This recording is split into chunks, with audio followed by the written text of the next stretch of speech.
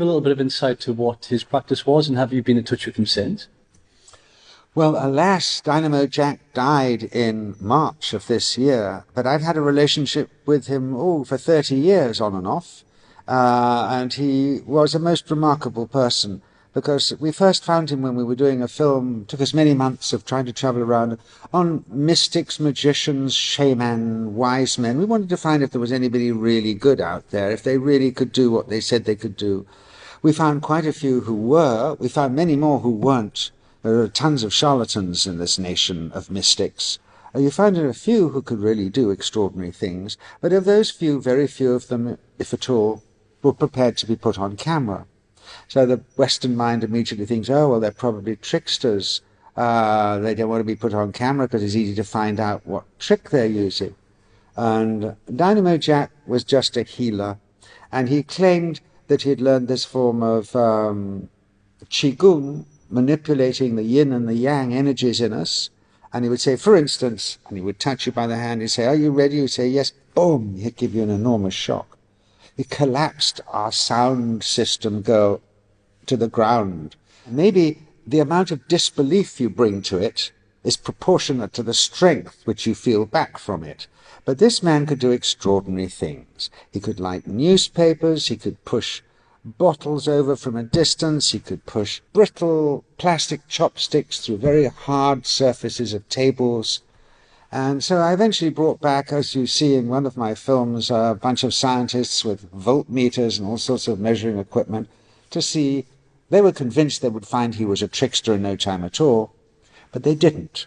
In fact, they too were collapsed at the feet. They completely examined him with Gauss meters to find out if he had any implants in his body or he was using some electrical device. It appears not.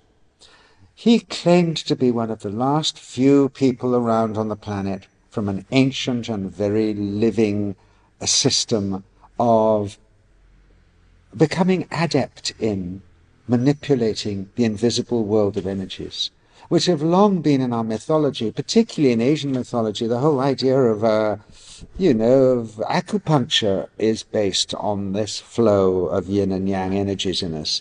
He says it's simply that, raised to a high level through practice. He said everybody could learn it, but we in the West prefer to put all that energy into building cars and this, that, and the other, whereas in the East they have put hundreds of years into learning how to manipulate and understand these energies in their own bodies. I followed him around for many years, pleading to be allowed to film him. He wouldn't allow us to film him. He said, well, the Western mind will just immediately think, this man's a trickster, how does he do it?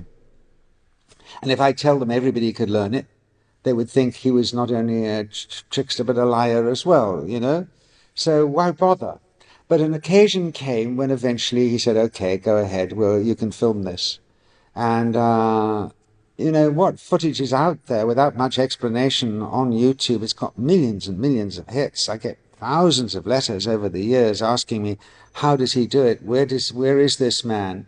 But he's always said, no, don't bring me. I'm already healing tons of people. And he was healing them for nothing, because part of his tradition is not to receive payment. He can receive gifts. So he was a healer to the president as well, the president of Indonesia, Suharto. So their gift to him, President Suharto's gift to him, was to have his children educated in Los Angeles. But I used to go back to him a lot until the shocking discovery of his death after a few years of cancer. I knew that he had cancer, and he said, I think I've just been overdoing it, like anything else. If you're a boxer and you overdo it, you get what maybe Cassius Clay got. I think I've done the same thing, he said. So yes, there is a tradition, ancient tradition in Asia of people who can manipulate invisible energies. He said he reckoned there were about 5 of them in the world, but the other 4 weren't stupid enough to go public. Yeah, it's interesting because as a Westerner coming to